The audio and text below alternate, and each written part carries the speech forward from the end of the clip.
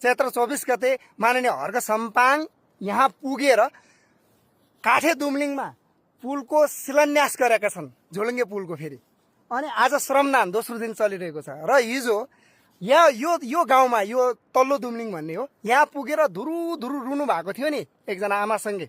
किन रुनु भएको थियो भनेर तपाईँहरूलाई बताउन चाहन्छु। अनि मान्य हर्क सम्पाङले महाकालीको नाममा चन्दा उठाएर काठे दुम्लिङमा पुल किन बनाए भन्ने पनि प्रश्नहरू यति बेला यत्र त्यत्र छरपष्ट देखिन लागेका छन्, त्यो बारे पनि बताउँछु। भिडियो स्किप नगरेर पुरा हेर्नु होला है साथीहरू।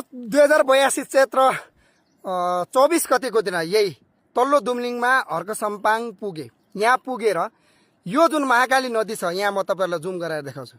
यो महाकाली नदीमा तर्ने बेला उहाँका छोरा है, ती आमाका छोरा नारायण बुढाथोकी यही वर्षको असार 28 गते श्रीमती डेलिभरी हुनेवाली थिइन् र उहाँको लागि खाना ल्याउनको लागि यही नदीमा तर्दै गर्दा है तिनको डोरो चुडिएर बेपत्ता हुनुभयो, मर्नुभयो।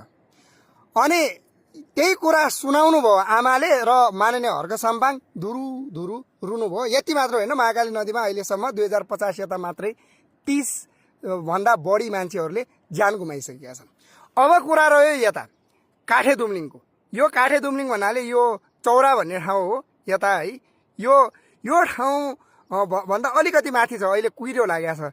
त्यो काठे दुम्लिङमा पनि 4-5 जनाले ज्यान गुमाइसकेका छन्। मान्य हर्क सम्पाङले चाहिँ यतै ब्यास दुकै उता कल्चु एरियामा दिनेश धानेकी छोरी त्यही काठे दुम्लिङमा तर्ने बेला है, ट्विन तर्ने बेलाको भिडियो टिकटकमा हालेपछि त्यसलाई देखेपछि अनि हाम्रा समाचारहरू पनि उहाँले देखेपछि पुल बनाउँछु भनेर घोषणा गरेका थिए र त्यही आधारमा आफ्नो वचनबद्धताको आधारमा त्यहाँ पुल बनाइरहेका हुन्।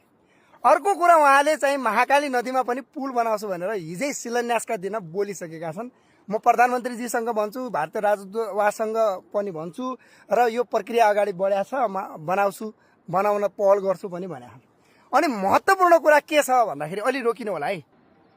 यो पारिपट्टि महाकाली पारी देखिने यो सडक छ नि, यहाँ हेर्नुहोस् त साथीहरू, कति चिल्लो सडक छ यहाँ।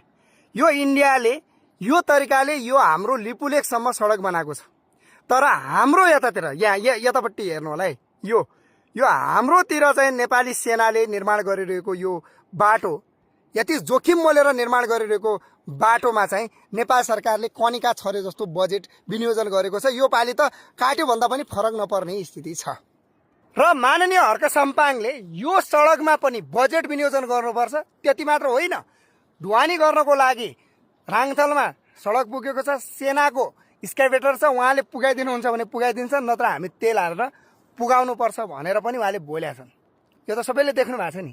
एउटा राष्ट्रिय पार्टीको संसदीय दलको नेता यहाँ पुग्दाखेरि त गाउँलेहरू आफैमा चाहिँ सम्मान गरिहाल्छन् नि, होइन र? अनि तपाईँलाई पनि एकदमै अप्ठ्यारो लागेको छ, अप्ठ्यारो महसुस भएको छ भने आउनुहोस् दार्चुला। यही दार्चुलाका मान्यहरू पनि जानुहोस्, गर्नुहोस्, सहयोग उठाउनुहोस्, चन्दा जेसुकै होस् उठाउनुहोस् र यही दार्चुलाको, मेरै दार्चुलाको नौगाड गाउँपालिका 1 नागुका नागरिकहरूले भोट हालेका छैनन्, बाटो छैन, पुल छैन भनेर त्यहाँ बनाइदिनुहोस्। अनि ओपीमा बनाइदिनुहोस्। दार्चुलाको तमाम त्यस्ता ठाउँहरू छन्, बनाइदिनुहोस्। अनि प्रचार गर्न म छु है, म छु। तपाईँहरू मलाई, म तपाईँकै झोले भइदिन्छु नि त। अहिले चाहिँ तपाईँको हर्क सम्मानको झोले पनि बनिरहनु भएको छ, हाँसो उठ्छ है भने। यो तरिकाले आलोचना अब गर्छन् पत्रकारहरूले, गर्ने होइन। ठुल्ठुला मिडियाहरूले पनि त्यस्तै महाकालीको नाममा चन्दा, काठे दुम्लिङमा पुल। वास्तविकता के हो बुझ्नको लागि यही आउनुहोस्, स्वागत छ। म तपाईँसँगै दार्चुला भएर यतासम्म पुगाइदिनु होला साथीहरू, निःशुल्क। फेरि तपाईँ केही भन्दैन है फेरि है। अनि अब यही भन्न चाहन्छु, यही जानकारी गराउनको लागि यो भिडियो बनाएको। कस्तो लाग्यो यो जानकारी सबै नेपालीमा चाहिँ पुगाइदिनु होला है। खण्डन गर्यो भन्नु होला, मैले यथार्थ जे हो त्यही भनेको छु। र अब यता त म आइरहन्छु फेरि। यहाँका समस्याहरू है, पुल छैन, बाटो छैन, सरकारको ध्यानाकर्षण त हामीले नै गराउने त हो नि, होइन तपाईँ हामीले। धेरै धेरै धन्यवाद भिडियो हेर्नुभएकोमा। जानकारीका लागि सबैमा चाहिँ पुगाइदिनु।